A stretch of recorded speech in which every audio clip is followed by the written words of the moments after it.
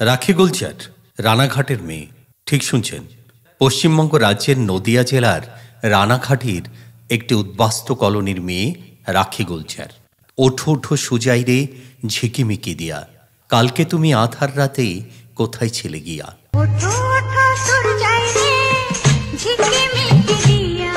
রাখি গুলজার নাম শুনলেই তামাম দর্শকের চোখে ভেসে ওঠে শান্ত স্নিগ্ধ এক নায়িকার মুখ। গোলমুখ ঘিরে লম্বা চুল, ধূসর চোখ, তুখর অভিনয়। এই দিয়ে একসময় টলিউড থেকে বলিউডের হিন্দি ছবির দুনিয়া মাতিয়ে রেখেছিলেন। তখন তিনি ছিলেন রাখি বিশ্বাস, বাংলাদেশের উদ্বাস্তু একটি মেয়ে, রানাঘাটের উদ্বাস্তু কলোনিতে। তাকে প্রথম আবিষ্কার করেছিলেন আর একজন উদ্বাস্তু অভিনেত্রী সন্ধ্যা রায়, যিনিও ছিলেন উদ্বাস্তু কলোনিতে। সেখান থেকেই তাকে আবিষ্কার করেছিলেন তরুণ মজুমদার। সেই সন্ধ্যা রায় নিজে একজন উদ্বাস্তু মেয়ে হয়ে আরেকটি উদ্বাস্তু মেয়েকে নিয়ে এলেন এই চলচ্চিত্রে। নিজ দায়িত্বে অভিনেত্রী হিসাবে গড়েও তুলেছিলেন তাকে।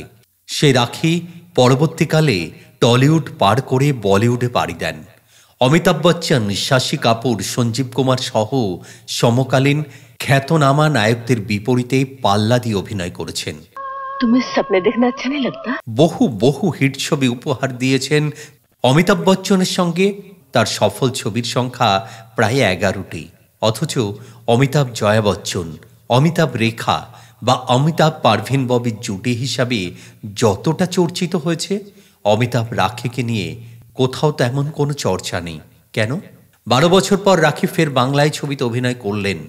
উইন্ডোজ প্রযোজনা সংস্থায় গরমের ছুটিতে ছবি আমার বস, এই ছবিতে সম্প্রতি অভিনয় করেছেন। তাকে খুব কাছ থেকে দেখেছেন আমার বসের টিমের প্রত্যেকে। ছবির সৃজনশীল প্রযোজক জিনিয়া সেনও।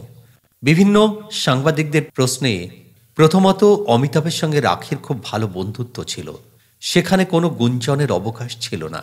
অন্যদিকে জয়ার সঙ্গে প্রেমের গুঞ্জনের পর তার সঙ্গে বিয়ে। রেখার সঙ্গে বলিউডের শাহেনশার প্রেম সর্বজন বিদিত। একইভাবে পারভিন বাবির সঙ্গে তার নাম জড়িয়েছিল, যেটা রাখিজির সঙ্গে হয়নি। গুঞ্জন না থাকলে জুটি যতই হিট হোক, কেউ তাদের নিয়ে চর্চা করে না। এরই মধ্যে রাখি গুলজারের বিয়ে হলো। এটাও গুঞ্জন বা চর্চা না হওয়ার একটা সম্ভাব্য কারণ, কারণ তার স্বামী বলিউডের একজন খ্যাতনামা ব্যক্তিত্ব ছিলেন। সে বাংলার মেয়ে রাখি গুলজার দীর্ঘ 22 বছরের অপেক্ষার পর বাংলা ছবির হাত ধরে ফের পর্দায় ফিরলেন। জাতীয় পুরস্কার প্রাপ্ত অভিনেত্রী তিনি। 4 দশকের বেশি সময় ধরে 100টিরও বেশি ছবিতে অভিনয় করেছেন তিনি। বিগ বি অমিতাভ বচ্চনের সঙ্গে রাখি গুলজারের অনস্ক্রিন কেমিস্ট্রি ছিল সব থেকে বেশি সফল। অমিতাভ রাখির হিট ছবির সংখ্যা প্রায় 11টি। পর্দায় ফিরছেন আবারও রানাঘাটের মেয়ে রাখি। রেখা জয়া নয়, অমিতাভের সঙ্গে রাখির জুটি ছিল সব থেকে বেশি হিট। মিস্টার বচ্চনের সাথে রাখির 11টা হিট ছবির মধ্যে রয়েছেন রেশমা অর শেরা 1971 সালে, 1976 সালে কাভি কাভি, 1978 সালে মুকদ্দর কা সিকান্দার, 1978 সালে আরও একটি ছবি ত্রিশূল, 1978 সালে কাসম ওয়াদে, 1979 সালে কালা পাত্থর, 1979-তে জুরমানা, 1980-তে শান, 1981-তে বরসাত কে এক রাত, 1982-তে শক্তি, 1982-তে বেমিসাল। অমিতাভের সাথে এক টানা 11টা হিট ছবি দেওয়ার মাঝে গুলজারের সঙ্গে বিয়ের পর সিনেমার দুনিয়া থেকে বিরতি নেন রাখি। যদিও বিয়ের 1 বছরের মাথাতেই তারা আলাদা হয়ে যান কোনো এক অজানা কারণে। তবে মেয়ের জন্যই আইনত ডিভোর্স দেননি। এদিকে বিচ্ছেদের পর ফের 1976 সালে যশ চোপড়ার ছবি কাভি কাভি দিয়ে কামব্যাক করেন রাখি।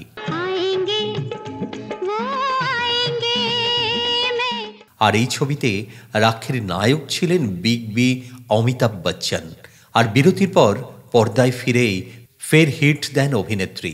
1970 থেকে 74, 1975 থেকে 82 সাল পর্যন্ত দ্বিতীয় সর্বোচ্চ পারিশ্রমিক পাওয়া হিন্দি ছবির অভিনেত্রী ছিলেন রাখি গুলজার। তার ঝুলিতে রয়েছে 2টি জাতীয় চলচ্চিত্র পুরস্কার, 3টি ফিল্মফেয়ার পুরস্কার, 2টি BFSA পুরস্কার জিতেছেন তিনি। শেষবার রাখি গুলজার অভিনয় করেন ঋতুপর্ণ ঘোষের শুভ মহরত ছবিতে। সেটা ছিল 2003 সাল। এই ছবির জন্য তিনি জাতীয় পুরস্কার পান। এরপর অবশ্য তিনি 2019-এ গৌতম হালদারের নির্বাণ ছবিতে অভিনয় করেছিলেন। তবে এই ছবি সিনেমা হলে মুক্তি পায়নি, শুধুমাত্র চলচ্চিত্র উৎসবেই দেখা গিয়েছিল। তারপর আর কাজ করেননি রাখি গুলজার। তিনি ফিরছেন আগামী 16 মে শিবপ্রসাদ মুখোপাধ্যায় ও নন্দিতা রায়ের নতুন ছবি আমার বস এই নামের একটি ছবির হাত ধরে।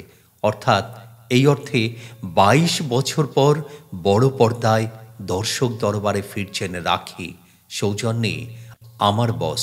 প্রসঙ্গত 1947 সালের 15ই আগস্ট নদিয়া রানাঘাট শহরে বাঙালি পরিবারে জন্ম হয় রাখির। বাঙালি রাখি প্রথম ছবিও কিন্তু বাংলা। 1967 সালে বধূবরণ ছবির হাত ধরেই সিনেমার পর্দায় পা রেখেছিলেন রাখি গুলজার। তখন তার বয়স ছিল মাত্র 20 বছর। এবছরে তাকে দেখা যায় বাংলা ছবি বাঘিনীতে। এরপর 1970 সালে রাজশ্রী প্রোডাকশনের ক্রাইম থ্রিলার জীবন মৃত্যু।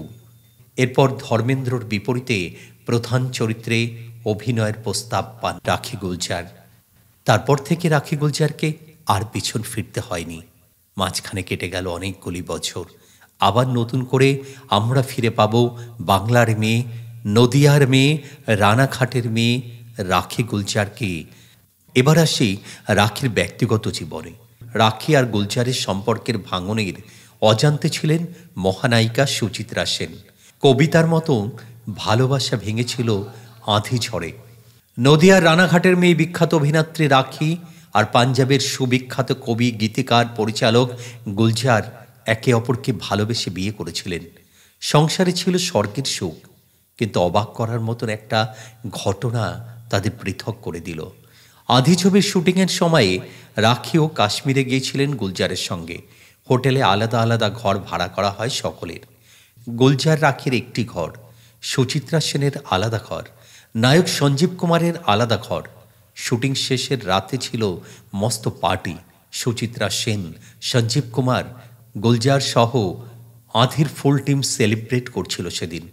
এমন সময়ে সঞ্জীব কুমার মদ্যপান করে একেবারে টালমাটাল হয়ে গেলেন। একবার পেটে মদ পড়লে সঞ্জীব কুমারের চরিত্র বদলে যেত।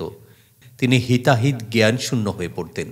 মদ্যপান করে সঞ্জীব কুমার নিজের বাহুলগ্ন করতে চাইলেন স্বয়ং সুচিত্রা সেনকে। সঞ্জীব সুচিত্রা সেনকে নিজের রুমে নিয়ে যাওয়ার জন্য রীতিমতো হাত ধরে টানতে লাগলেন।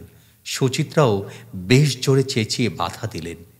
গুলজারের অনুরোধেই সুচিত্রা কলকাতা থেকে বম্বে এসেছেন, তাই দায়িত্ব একটা ছিলই গুলজারের। সঞ্জীব কুমারের হাত থেকে ছাড়িয়ে সুচিত্রাকে নিজের ঘরে পৌঁছে দেন গুলজার। কিন্তু গুলজার সুচিত্রাকে পৌঁছে দিয়ে সুচিত্রার ঘর থেকে বেরোতেই দরজা খুলে দেখলেন সামনে রাখি দাঁড়িয়ে ক্রুদ্ধ মূর্তিতে। রাখি সমস্ত হোটেলে চিৎকার করে তুলকালাম করলেন। ঘরে গিয়ে গুলজারের বুকে ভেঙে পড়লেন কান্নায়। বললেন, সুন্দরী নায়িকা কি আমার চেয়েও তোমার কাছে বড়? কেন তাকে তার ঘরে তোমাকেই পৌঁছে দিতে হয়? সুচিত্রা সেনের মন ভালো না হওয়া পর্যন্ত একলা ফেলে আসতে পারো না? ও তোমার কে? এই তুমুল অশান্তির মধ্যে নাজেহাল গুলজার একটা চড় মেরে দেন রাখিকে। ব্যাস, রাখির কাছে সেটাই হয়ে দাঁড়ায় আরো ভয়াবহ, আরো ভয়ঙ্কর বেদনাদায়ক। ডিভোর্সের পথ বেছে নেননি গুলজার রাখি। মেয়ে মেঘনা চাননি বাবা মার ডিভোর্স হোক। গুলজার রাখি দুজনে একাই রয়ে গেলেন সারা জীবন। অন্য জীবনসঙ্গী বেছে নেননি কেউ। বলুন তো, এ বিচ্ছেদের জন্য আসলে দায়ী কে? আজ এ পর্যন্তই। ভিডিওটি আপনাদের ভালো লাগলে অবশ্যই লাইক, শেয়ার এবং কমেন্ট করবেন, আর বন্ধুদের শেয়ার করবেন। ধন্যবাদ।